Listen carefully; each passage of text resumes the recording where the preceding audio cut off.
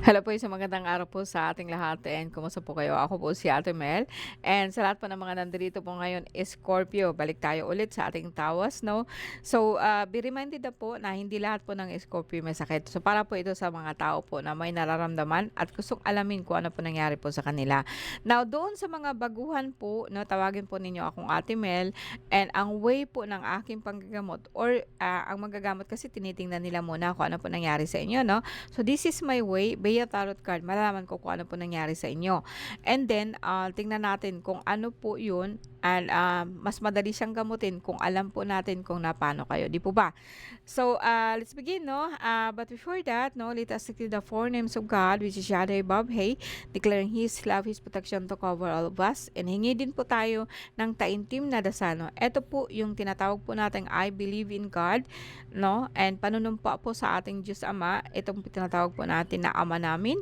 And dagdagan po natin ng ating Latin. No? Lahat po ito is at Latin and ang gusto ko po is like although sabihin po natin na ang dasal para sa akin, so lahat po kayo, ang dasal po ninyo para po din sa inyo. So in that way po, makakapasok po kayo o parang kayo din po ang nagdadasal. No? So let us begin. No? I believe in God. Yeah?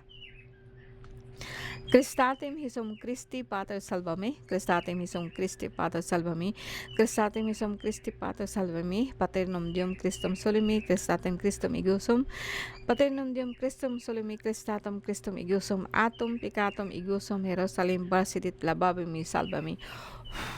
Sa lahat po ng nandidiyan, no, bawat isa po sa inyo, basbasan po ng Diyos Ama, Diyos Anak, at ang Diyos Espiritu Santo, and sa pamagitan din po ng mahal na ina, no, na siyang lagi pong nakaantabay po sa atin, and nakagabay po siya, kroksim, kroksim, kroksme, moro akso, mixwatim, mixabigsasar.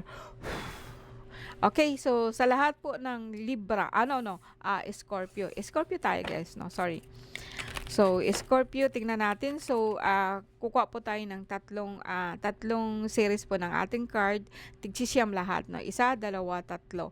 And unahin natin yung pinakagitna. So, yung pinakagitna po is like magbibigay siya sa atin ng information kung ano po nangyari sa inyo ngayon. And then, back tayo doon sa nakaraan and tingnan natin kung bakit, no, ano nangyari, bakit nagkaroon ka ng ganitong klaseng sitwasyon sa ngayon. And then, probably, in the future, no? So, para po kahit pa paano alam ninyo, no? Alam ninyo kung ano po ang ating ginagawa and meron kayong idea, no? Kayo din po, no, na nakikinig po sa akin, no?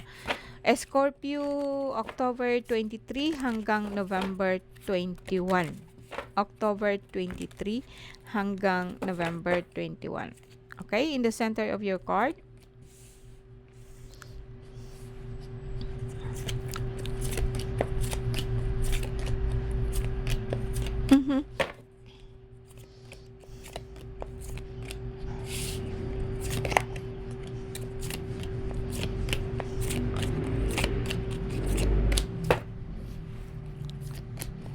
in the future. Ito po yung ating posibleng mangyari. And magbabago po ang ating future kung sakasakaling kailangan siyang baguhin. Okay. Now, ngayon po, ang Scorpio ha, may nakita lang po ako dito na konting problema, pananakit po ng kalahati po ng katawan po natin, usually sa paa. And may nakita din po ako dito na parang lamig, may problema ka na rin po sa kidney, no? And ito po ang dahilan kung bakit yung iba hindi po makakalakad and then yung iba po is talaga pong itong kalahating katawan po natin lalo na po dito sa paa, no, is nagkakaroon kayo ng problema. Pero hindi po ito guys na may nangyari po sa inyo, no, talaga pong may nakita po akong lamig. Sobrang lamig po ng katawan ninyo. Nag-accumulation po ng lamig ang ating katawan kaya po ganito, no. Now, ang gagawin natin dito guys is like now, no. Well, sa sakit, ito lang yung nakikita ko. I think from the beginning, and may problema na po kayo doon sa kalahati po ng katawan ninyo. Tapos hindi lang ninyo iniinda. And hanggang po sa nag-accumulate po ang ating kabilang katawan po. Parang kumbaga sa akin, kung sakali man po na mataas ang dugo nyo, pwede pong naparalisa kayo. na-paralyze po kayo 'no. Sa ngayon po may tama na po ang kidney ninyo, so ito po ang gagamutin po natin. Pero pero ang iba like sabihin po natin na, atay mo or ang puso mo, may nakita lang ako dito na sasabihin po natin na nalulungkot ka. Of course 'no, 'pag may nararamdaman tayo nalulungkot ka talaga. But in the past kasi may tao po na grabe po ang kanyang hinanakit 'no, and, dahil po sa ginawa sa kanya sa lahat, ginawa po ng lahat sa kanya. Pero ito kasi nadamay ka lang po dito, pero not really, is also member of the family kung titingnan ko siya ngayon. But in the future, parang sa akin, hindi gano'n kalala ang problema niyo, Scorpio. Hindi katulad nung dati 'no. Kasi dito kasi, although nangyari po ito, pamilya mo lang, kapamilya mo lang, medyo okay na siya ngayon. Pero mananatili po ang problema po ninyo sa inyong kidney 'no, sa inyong kidney o sa inyong pag-ihi 'no.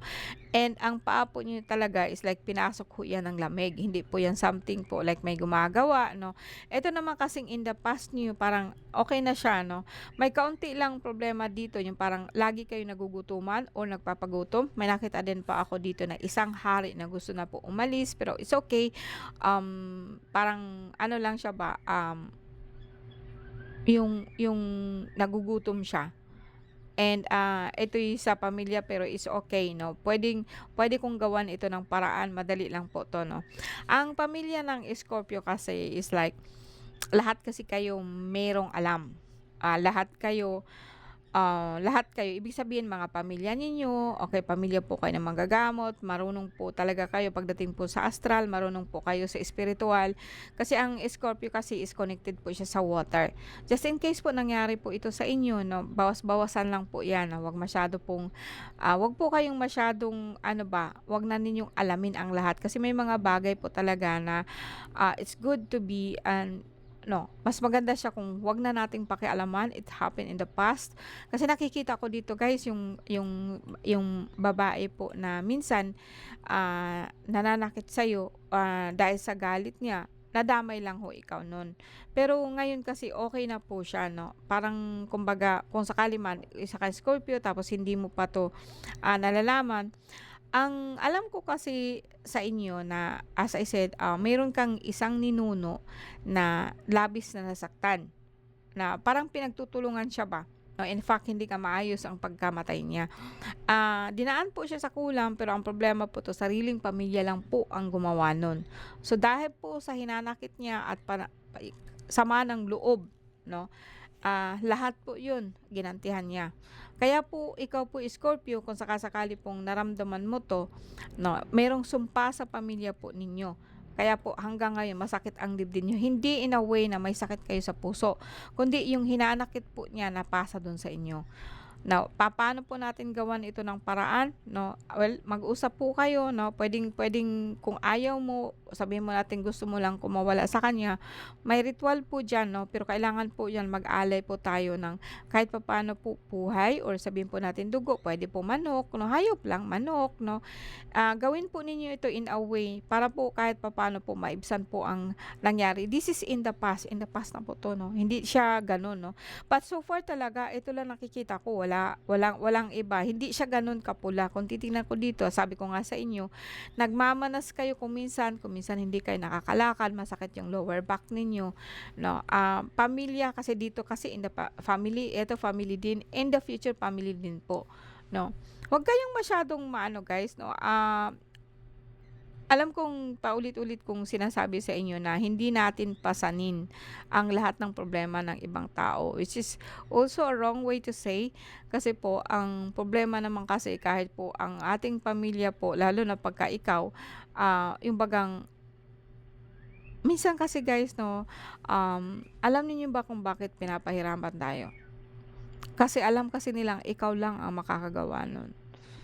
Ikaw lang ang makakalutas sa mga nangyayari sa kanila, 'no? And I don't know how to say this pero ang bigat ng nararamdaman ng ating mga yumao noong panahon, tayo po ngayon na bagong henerasyon ang magsa-suffer. And magsa-suffer ka in a way not hindi yung para gantihan ka, kundi para malaman mo. Kasi kung okay ka, so hindi mo aalamin ang lahat. Kasi ang nakita ko dito talaga alam ko din po na lahat ng pagsisikap mo para sa pamilya mo.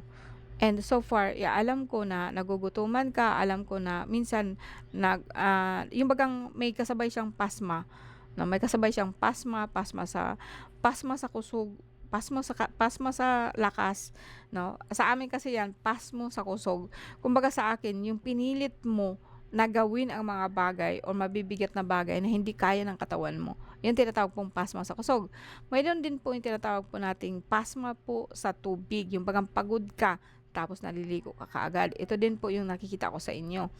Pero madali lang po siya, as I said 'no, tubig din po ang makakapag-ano sa inyo, makakawala sa inyo. Wala na akong nakikita ditong kasi itong sinabi ko sa inyo yumao, actually ma-consider mo siyang kaluluwa, but now kasi is belong to nature na.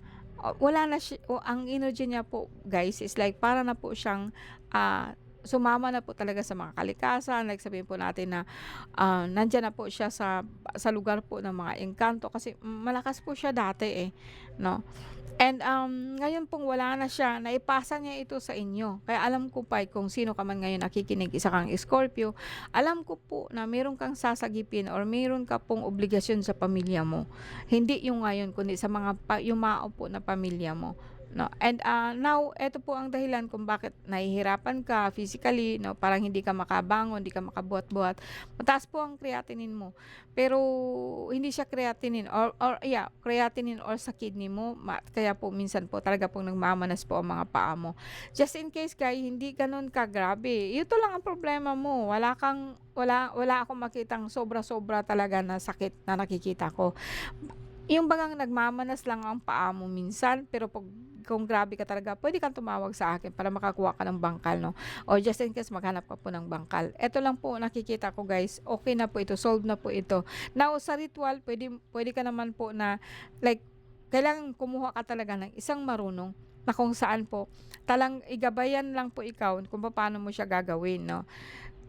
Kung just in case na wala kayo kasi sabi ko nga, alam ko naman na tumatawag kayo sa akin, pero 'pag sobrang kung kailangan, siguro puwede akong magbigay 'no, paano alisin ang sumpa, pero maybe this time, ano po ako talaga 'no, ano ba, hectic po yung schedule ko. Pero pero sa inyo guys na Scorpio 'no, kung saka-sakali kasi kahit marunong ka po, you have to ask somebody na hindi mo siya related. Kasi kahit ikaw lang po ang mag-represent sa iyong pamilya, on behalf sa family mo, pero dapat po may gagawa nun para sa'yo, 'no. Kasi hindi mo puwedeng gamutin 'yan sa sarili mo, hindi ikaw makakaalis diyan sa tanikala po ng sumpa ng ating pamilya or sabihin natin yung paghihirap ng pamilya mo, paano mo siya pakawalan para po kahit ikaw po makalaya ka din po sa obligasyon po ng iyong pamilya.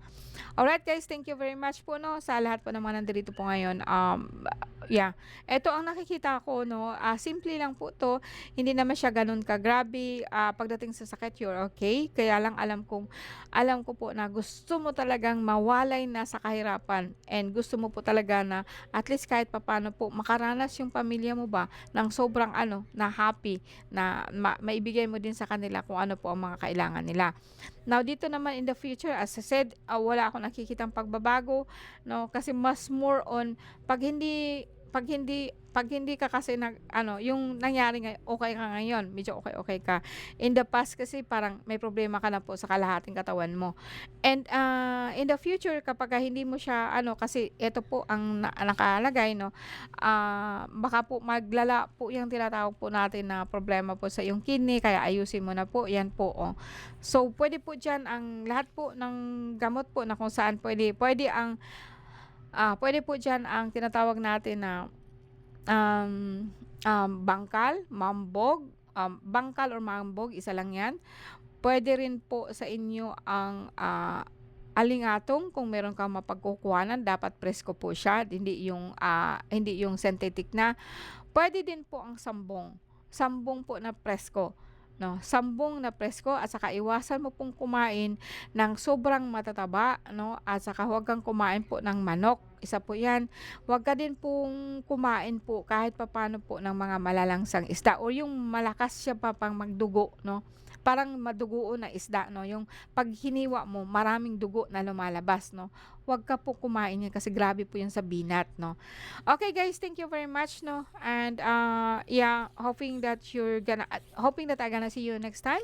And sana po if you like this video, please po, no, pwede kayong mag-comment dyan, no? Kahit papaano hindi ko yun nababasa, hindi ko nare-reply yan lahat. Pero kung sakaling may emergency po talagang kailangan kong gamutin, and diyan ko po tinitingnan, diyan ko po, ako po mismo ang nagkukontak po sa inyo. Anyway, marami pong salamat po sa ating lahat, no? See you again next time. Bye po.